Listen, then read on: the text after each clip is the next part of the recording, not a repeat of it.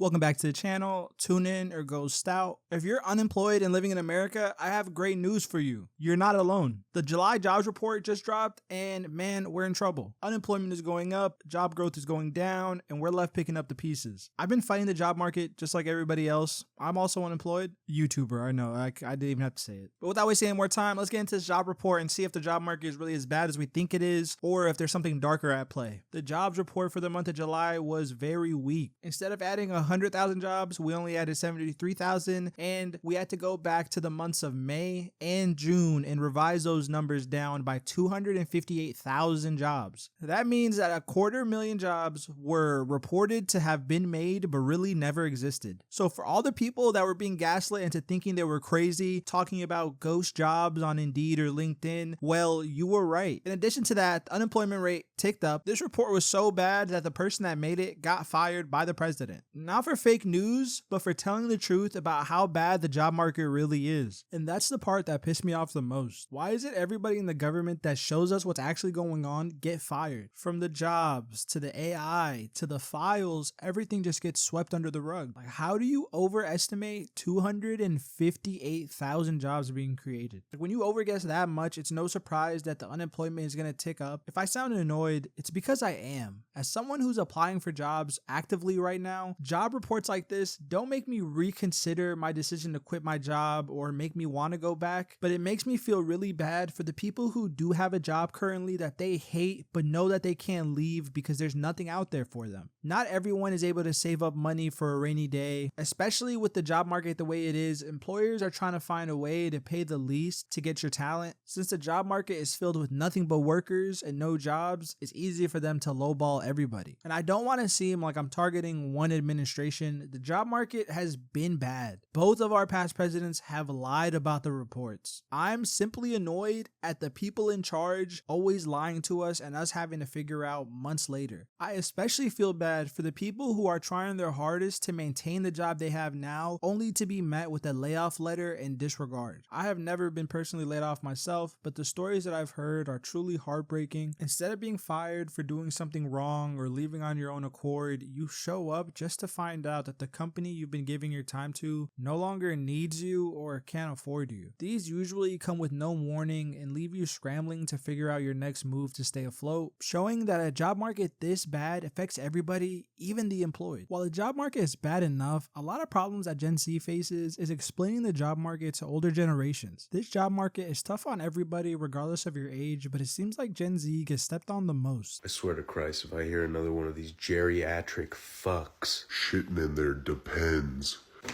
lecture younger generation say, oh, they're so lazy, they don't want to work. Every problem that Gen Z seems to have is written off as a complaint to a generation that doesn't want to work hard, and so is this job market. The amount of times I've heard people tell Gen Z to just go out there and talk to the employer or call up after for the job that you want has made me very confused, because are we not looking at the same job market? Majority of the applications you send are online, and half the companies don't have a number for you to call, let alone a building you can just walk into and talk to somebody at. Gone are the days of getting a paper application and turning it into your local neighborhood company, because nowadays you're most likely going to have to apply through some website and go through several rounds of AI screening before you even get a first interview. And even the first interview might be conducted by AI. I don't know why there's so much disconnect between Gen Z and millennials, but I hear this so often. Oh, Gen Z just doesn't want to put the same work in to get a job that we once did. But the reality is, Gen Z faces so much rejection from every aspect of their life, the job market just feels like another punch to the face. Old truths have now turned into modern myths. The idea of pursuing a higher education for gainful employment is becoming a relic of the past. With data showing that even recent graduates are not safe in this market, you might be wondering, what can I do when it all looks so bad? Honestly, the first thing you should do in this market is stop applying for jobs via LinkedIn and Indeed. Online job markets are not bad, but for a while now, LinkedIn and Indeed have been places for people to data mine your information and put up fake job posts to lead you on. Instead of turning to those websites, I would go to something like ZipRecruiter. And no, I am not a paid spokesperson for ZipRecruiter, but they actually send you to the company's website with the full description on the job requirements and the pay. They don't have you put in your information through portals that are only accessible for them. ZipRecruiter puts you in touch touch with real jobs that can be traced back to where they're actually coming from and not just a random posting. The constant headache of this job market is seeing jobs that don't actually exist, promising salaries that don't make sense in this climate. The last thing you want to do is give somebody your information that has bad intentions. These scammers know that people are desperate for work and they are using that to their advantage. Another tip I could recommend, which you probably have already tried, trust me, I have, but talk to your friends and let them know that you need help. The only reason a job market can stay like this and we're constantly being lied to about the numbers is because not enough people are vocalizing their concern with the market or the practices going on in the country we live in. Why are they allowed to keep giving us wrong numbers? Why are we finding out about these numbers post when they happen? Why is it when they release new updated numbers, we're also told to trust those and forget about what happened in the past? The more you stay quiet on what's going on, the more power they have to continue the nonsense. It might sound like complaining to some, but really, this is how change is made. When enough people are not happy with the outcome, then they have to do something. It's not about a political side or ideology, it's a simple fact that we have to feed our families and ourselves. If the job market favors companies and not the workers, then we are really in a bad place. This video was not made to fearmonger. This is what I'm actually going through, and I wanted to share that with you guys today. If you related with anything I said in this video today, please drop a comment and let me know your situation. You'll be helping me out, and you never know who's going through the same thing you are. Thank you for the continued support. Thank you for tuning in. Until next time.